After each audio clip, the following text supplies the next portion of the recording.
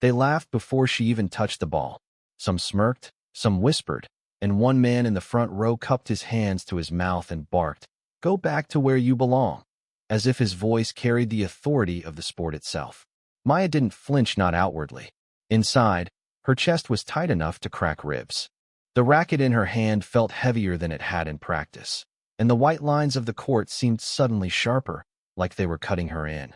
Her coach, Diane, stood by the fence, lips pressed into a thin line, eyes saying everything her voice could not. This wasn't just another match. This was a battlefield where Maya's skin was the first thing people saw and judged. It wasn't the first time she had been welcomed like this. The regional tennis circuit had a way of dressing up its prejudice in polite applause and cold shoulders. But today, the hostility was naked, unashamed. The stadium was packed, the sun hot, and the air thick with the kind of energy that wanted her to fail, not because of her skill, but because of who she was.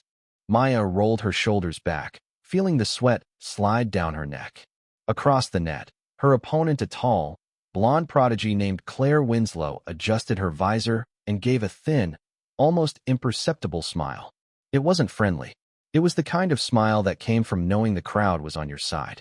The announcer's voice boomed, "Ladies and gentlemen, we begin the match. First serve, Maya Thompson." Her name echoed in the stadium like a challenge.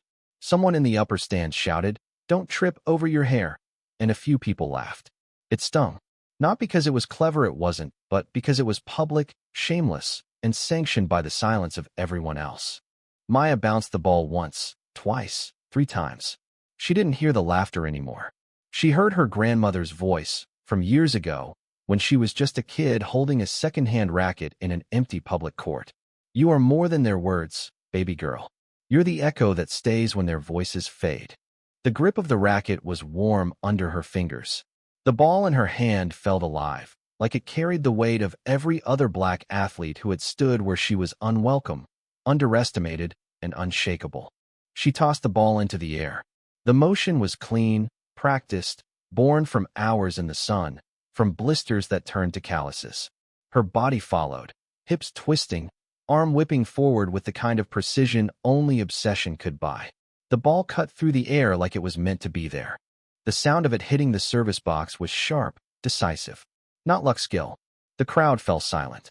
Claire lunged, but the ball exploded past her before she could even reach it.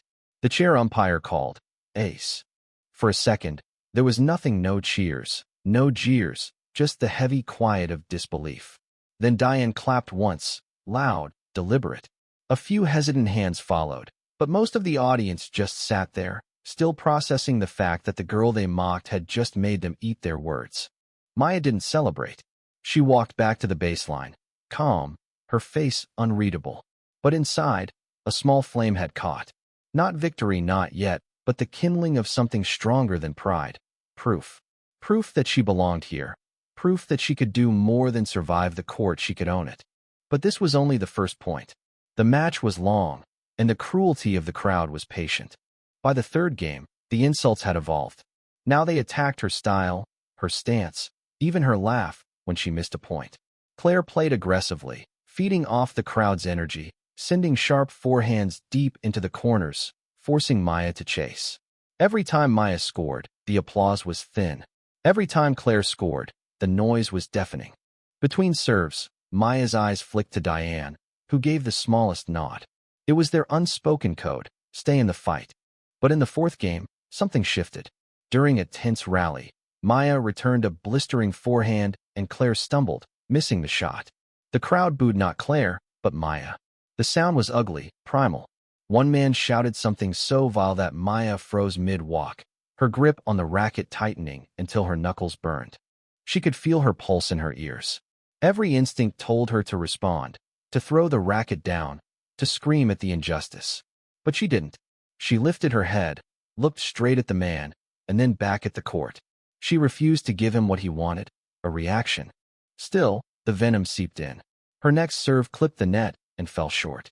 The double fault gave Claire the game, and the crowd roared in approval. Maya stepped back, exhaling through her nose. She reminded herself this wasn't just for her. It was for every kid who might watch this match and think, if she can stand there, so can I. The sun dipped lower, staining the court in amber light. Sweat drenched her shirt, but her movements stayed sharp. She began to find a rhythm: short rallies, controlled aggression, making Claire run for every ball. By the sixth game, the score was tied at 3-all. And then, during a changeover, Claire leaned in as they passed each other at the net. Her voice was low enough for only Maya to hear. "You don't belong here. They'll never cheer for you." Maya stopped walking. She turned her head just enough to meet Claire's eyes. "I'm not here for their cheers," she said quietly. "I'm here for their silence." Claire blinked, thrown off. Maya kept walking. From that moment on, something in Maya's game shifted. Her serves were sharper, her returns colder, her footwork ruthless.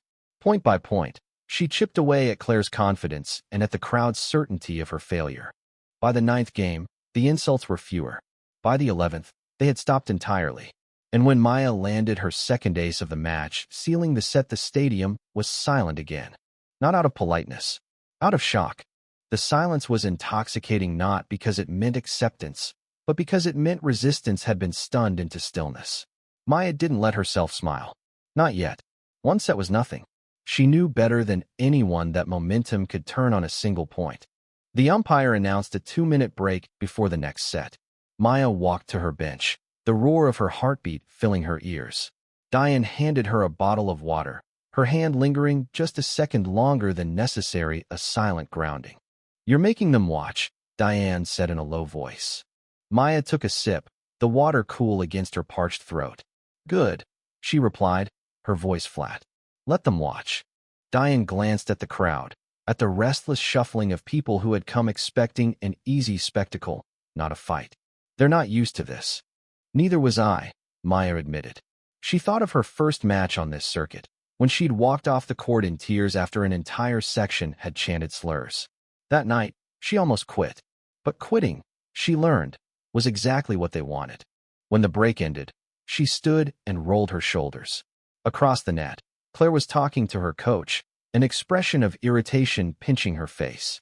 Maya recognized that look. It was the same one she'd seen in opponents who suddenly realized the match wasn't going according to script. The second set began with a brutal rally, 23 strokes of relentless ground strokes. The ball whistled across the net, skimming inches above it, each player forcing the other deeper into the corners. Maya's calves burned, but she stayed light on her feet. When she finally angled a backhand winner just inside the sideline, the umpire's game, Thompson, sounded like a drumbeat.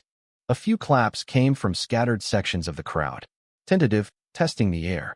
It wasn't applause for her, not yet, but it wasn't the open hostility she'd faced at the start. Claire tried to reassert control, hammering forehands with increasing ferocity. She took the next game with a 4,015 hold, her supporters cheering loudly, as if willing the earlier narrative back into existence. The match became a tug-of-war, every point contested, every cheer or groan from the audience layered with tension. The insults had dwindled, but Maya could still feel the weight of the eyes on her, measuring her worth not by skill alone, but by the audacity of her presence. Midway through the set, Maya found herself serving at 32-30-all. The sun had dipped far enough to cast long shadows across the baseline. As she bounced the ball, she caught sight of a young black girl in the stands, no older than 10, sitting between two white parents. The girl's hands were clasped tightly in her lap, her eyes locked on Maya with a look that was both hope and fear. It hit her harder than any insult. She remembered being that girl, watching Venus Williams on a flickering TV, thinking, "She looks like me. She's winning. Maybe I can too." Maya straightened, served wide to Claire's backhand, and won the point with a clean winner. The girl's face lit up, a small, secret smile that made Maya's chest ache. By the time they reached 54, Maya was serving for the set. The first point was a long rally that ended when Claire netted a forehand. The second, an unreturnable serve down the tee. At 400, triple set point, Maya took a deep breath. She tossed the ball, swung, and sent an ace screaming into the corner. The crowd gasped an involuntary sound, and the umpire declared, "Set, Thompson, 64." She was one set away from winning. Claire retreated to her bench, slamming her water bottle down hard enough that the plastic dented. The shift in her body language was clear. The easy confidence was gone. Now, she was playing against the clock. The third set began under a sky streaked with pink and gold. The temperature had dropped, but the tension had not. Claire came out swinging, breaking Maya's serve immediately. The crowd, sensing a possible comeback, came alive again. Maya felt the pull of frustration but refused to feed it. Instead, she focused on breathing, on the rhythm of her steps, on each point as a small where she could win. At 20, she broke back with a backhand passing shot that drew a few audible wows from the audience. She didn't look at them. By 33, the match was a deadlock, neither player yielding an inch. The rallies grew longer, the shots riskier. Claire was gritting her teeth now, muttering under her breath between points. And then came the moment that would etch itself into the memory of everyone watching. Serving at 43, Maya faced break point. The rally began cautiously, both players probing, looking for an opening. Then Claire sent a blistering forehand cross-court, forcing Maya to sprint full tilt. She slid, stretched, and somehow flicked the ball back over the net. Claire rushed forward for the kill, but Maya, anticipating the move, lobbed the ball high and deep. The stadium collectively held its breath as the ball arced toward the baseline. It landed in. Claire flailed, sending the return wide. Game, Thompson. The young girl in the stands leapt to her feet, clapping wildly. This time, Maya allowed herself the smallest smile. She could feel that the match was hers to take. But as she prepared to serve for the championship at 54, the heckler from earlier, the man who had told her to go back, found his voice again. "Don't choke, sweetheart," he yelled, dripping sarcasm. Maya didn't look at him. She bounced the ball once, twice, 3 times. Let him talk. She tossed it high, swung, and hit an ace. The next point, a forehand winner. 300. Another ace. 400. Match point. The final serve was a missile down the line. Claire lunged, but the ball was already past her. Game, set, match, Thompson. The crowd erupted, but it was not the sound of pure joy. It was a confused mix of admiration, surprise, and reluctant respect. Maya stood there for a moment, letting the noise wash over her. She looked at Diane, who nodded once, proud, but not surprised. As she walked to the net, Claire's handshake was stiff, her eyes avoiding Maya's. It didn't matter. The girl in the stands was still watching. Maya met her gaze and gave a small, almost imperceptible nod. A promise, unspoken but understood. The heckler had gone silent. And in that silence, Maya felt something shift, not the world, not all at once, but a crack in the wall that had been built to keep people like her out. A crack was enough. The handshake at the net was a formality, nothing more. Claire's grip was cold, her expression unreadable, but Maya could feel the frustration radiating off her. The umpire's voice called the score one final time, as if to stamp it into history. She turned toward her bench, the stadium lights bright enough to make the sweat on her skin glisten like glass. Diane met her halfway, pulling her into a brief hug that smelled of sunscreen and menthol ointment. "You did it," Diane whispered. "On your terms." Maya's throat tightened. She wanted to speak, but the words felt lodged somewhere between relief and exhaustion. Instead, she just nodded. Reporters were already moving toward the court, cameras slung around their necks, microphones raised like weapons. The crowd buzzed, pockets of applause breaking out as people gathered their things to leave. The heckler was gone. She scanned the stands just to be sure, but the seat was empty. That small victory felt almost as satisfying as the trophy she was about to hold. A tournament official, all smiles and practiced politeness, approached. "Congratulations, Maya. Please join us at the podium." The ceremony was a blur of flashing cameras, polite applause, and the weight of a silver and glass trophy placed in her hands. Claire stood beside her, smiling for the photographers, her jaw so tight that the muscle twitched. When it came time for the winner's speech, Maya stepped up to the microphone. The stadium quieted, the air thick with curiosity and maybe, from certain corners, suspicion. She took a breath. "Thank you to the tournament organizers, my coach, and my opponent," she began, her voice steady. "Today was a hard match, and I'm proud of how I played. But I also want to say something beyond tennis." A few eyebrows lifted in the front row. "This wasn't just about hitting the ball over the net," Maya continued. "It was about walking onto this court and knowing there were people here who didn't want to see me win. People who didn't even want to see me here. I've been hearing those voices my whole life. But today, I hope someone, maybe a little girl watching from the stands, or at home saw that you can stand here anyway. You can play anyway. You can win anyway. She paused. The silence was heavy, waiting. I'm not asking for your cheers, she said, her tone sharpening. I'm asking for your respect. And if you can't give it, then I'll settle for your silence because silence means I've left you nothing to say. The applause that followed wasn't thunderous, but it was real. More than that, it was reluctant in a way that made it matter. Respect earned, not given. Back in the locker room, away from the lights, Maya finally let herself sink onto a bench, the weight of the day hitting her all at once. Diane sat beside her, her expression a careful blend of pride and concern. They're going to talk about that speech, Diane said. Good, Maya replied. Let them. Her phone was already buzzing with notifications, texts from friends, a message from her grandmother that simply read proud of you, baby girl, and dozens of missed calls from unknown numbers. She ignored them all. That night, the media coverage was split right down the middle. Some headlines celebrated her as the rising star who shook the circuit.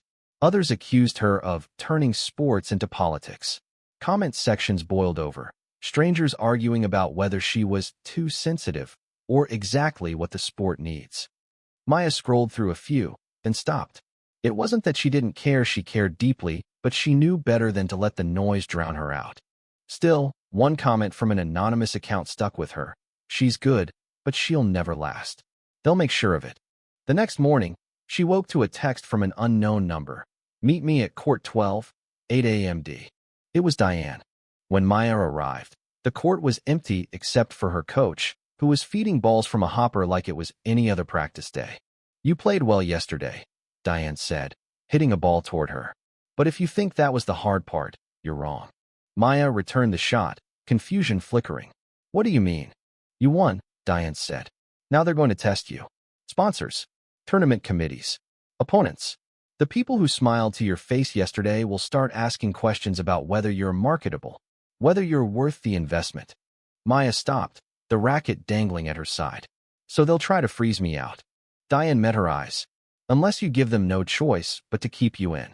They trained for hours, focusing on precision, speed, endurance, the things no bias could argue against. 2 weeks later, Maya entered her next tournament. The reception was different. Not warm, but less openly hostile. Her first-round opponent shook her hand without hesitation. The heckling was minimal, but she knew it wasn't a victory, yet it was just a different battlefield. During her second match, she noticed a familiar face in the stands, the little black girl from the championship game. She was sitting with her parents again, but this time, she was wearing a tennis visor and holding a small homemade sign. Go Maya. Between sets, the girl waved shyly. Maya lifted her racket in acknowledgement, a quiet promise that she would keep showing up. She won that match, and the next, and the one after that. The more she played, the more she realized that winning wasn't just about trophies, it was about changing the expectations of what a champion could look like. Of course, not everyone liked it. Anonymous hate mail started arriving at her training facility. One letter, written in careful block letters, said, "We see what you're trying to do. You won't change this sport." She didn't reply. She didn't need to. Every time she stepped onto the court, she was already answering them. Months passed. Her ranking climbed. She began getting invited to bigger tournaments, and with them came bigger stages and bigger scrutiny. Some commentators praised her composure under pressure. Others critiqued her attitude or called her combative for celebrating too strongly after a win. It was subtle, but Maya had learned to read the codes. Combative meant confident in a way we don't like. Attitude meant she doesn't know her place. She refused to shrink herself to fit anyone's comfort. But the real test came at the season's final major, the Grand Slam she'd dreamed of since she first picked up a racket. The draw put her against Claire Winslow again in the quarterfinals. The crowd remembered their last match. The air was electric, but tinged with curiosity. Would lightning strike twice? From the first ball, Maya made her intentions clear. She played aggressively, forcing Claire to defend, dictating the rallies. Every winner she hit felt like a small reclamation. The match was tight, each set going to a tiebreak, but Maya's focus never wavered. When she clinched the final point with a backhand winner down the line, the stadium erupted. This time, the applause was for her openly, undeniably. Claire's handshake was longer than before. "You're better," she admitted quietly. Maya didn't gloat. "I've always been better," she said, just loud enough for Claire to hear. After that win, the press couldn't get enough of her. Interviews, photo shoots, endorsement offers suddenly. She was the face of the future. But Maya knew how quickly the wind could change. She accepted the opportunities, but on her terms. No staged photos that stripped her of her identity. No commercials that asked her to tone down her message. She remembered that little girl in the stands, and all the others like her who might be watching. Every choice she made, every boundary she held, was for them. The final match of the Grand Slam was the biggest stage of her life. The stadium was packed, the lights blazing, the cameras capturing every breath. She walked onto the court knowing that no matter what happened, she'd already won something bigger than the trophy. But as the umpire called play, she tightened her grip on the racket. Because she wasn't just here to make a point, she was here to win. The crowd was already restless when Maya stepped onto the court for the Grand Slam final. Her opponent, world number 1 Isabella Hart, was a player who moved like silk but struck like a hammer. She'd won here twice before, and the commentators were already whispering about her inevitable third. Maya didn't care about inevitability. She cared about impact. From the first rally, the pace was brutal. Isabella's serve cracked like a whip, pushing Maya deep into the corners. Maya countered with precision, using every inch of the court, forcing Isabella to move, to work, to feel the pressure. The first set went to a tiebreak, and the stadium leaned forward. Maya's forehand was on fire, and she took the breaker 74, clinching it with an ace that drew a roar from the crowd. She didn't celebrate. She walked back to her chair, head down, focusing on her breathing. The second set was a war of attrition. Isabella tightened her game, attacking Maya's backhand, dictating the rallies. The points were long, punishing, and when Isabella broke serve at 54, she pumped her fist toward her supporters, her eyes flicking toward Maya with a spark of challenge. Set all. 1 to go. During the changeover, Maya closed her eyes. She thought of the little girl in the stands, the letters from kids saying they'd started playing because of her, the days she'd trained alone on cracked public courts. She thought of the insults, the headlines, the people who had laughed before her first serve months ago. She opened her eyes. This was not a match anymore. It was a reckoning. The final set began with a trade of service holds, each game contested like it was the last. The air in the stadium felt heavier, charged. The crowd was no longer split, they were invested.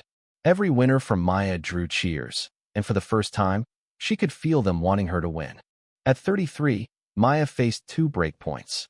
Isabella attacked, sending a blistering cross-court forehand. Maya lunged, stretching beyond comfort, and flicked the ball back with nothing but instinct. It clipped the line. The crowd erupted. She saved both break points, then held serve with an ace that made even Isabella nod in acknowledgement. At 44, Isabella wavered. A double fault, then a netted forehand. Maya pounced, breaking serve with a down-the-line backhand that seemed to split the court in half. She was serving for the championship. The first point ace. The second, Isabella's return sailed long. The third, a blistering rally ending in Maya's overhead smash. For 100, triple championship point. She bounced the ball 3 times, feeling the weight of the moment settle over her. And then, from somewhere deep in the crowd, a voice called out, "Show them who you are." It wasn't an insult. It was an urging. It sounded like hope. She tossed the ball, struck, and sent her serve screaming down the tee. Isabella barely touched it. Game, set, match Thompson. The stadium exploded. Maya dropped her racket, her hands flying to her face. Diane was on her feet, clapping, shouting, tears in her eyes. Isabella crossed the net, and this time, her handshake was firm, her gaze steady. "You deserved it," she said simply. Maya nodded, but words failed her. She climbed into the stands, finding Diane, hugging her so hard it nearly knocked them both over. And then, she saw her. The little girl from the earlier tournaments, visor slightly askew, clutching her homemade sign. Maya took the visor from her head, placed it on the girl's, and whispered, "Your turn next." The girl's eyes widened, and she nodded, too stunned to speak. The trophy ceremony was different this time. The applause was loud, genuine. Reporters leaned in, waiting for her to speak. Maya took the microphone. "I want to thank my coach, my family, and every person who believed in me, she said. But I also want to thank the people who didn't. Because you pushed me to prove myself over and over, and I did. Not for you. For every person who's been told they don't belong here. For every girl who looks in the mirror and sees someone the world underestimates. You belong. And if you have to fight for that belonging every day, then fight. It's worth it. The ovation was long, and this time, it wasn't reluctant. In the weeks that followed, the win reverberated beyond tennis. Young athletes of color cited Maya as their inspiration. Sponsors who once hesitated now competed for her attention, and she chose only those who aligned with her values. Not everyone changed their minds. Some voices still muttered in the shadows, still questioned her right to be there. But she had stopped caring about their noise. Because the silence she had once sought wasn't silence at all anymore, it was the sound of respect, of a door being kicked open so wide that it could never be shut again. Months later, Maya returned to the small public court where she'd first played as a child. The net sagged, the paint was chipped, but it was perfect. A group of kids were hitting balls under the dim evening lights, laughing, chasing down shots with the kind of joy that didn't care about rankings or headlines. One girl, maybe 10 years old, was struggling with her serve. Maya walked over, picked up a ball, and handed it to her. "Bounce it 3 times, she said. "Then hit it like you've already won." The girl grinned, tossed the ball, and swung. The serve wasn't perfect, but it was strong. Maya smiled. That's how it starts. Her story would be told in articles, in highlight reels, in whispered conversations among those who still clung to the old rules. But the real legacy wasn't in what was said about her. It was in what came after her and the players who stepped onto courts they'd once been told they didn't belong on, in the little girls who learned to see themselves not as exceptions, but as expectations. And somewhere, in a stadium years from now, when another young black woman walked out for her first match and the crowd began to murmur, there would be silence. Because Maya Thompson had left them nothing to say. Thank you for listening. If you find it interesting, please like and subscribe to follow the next stories.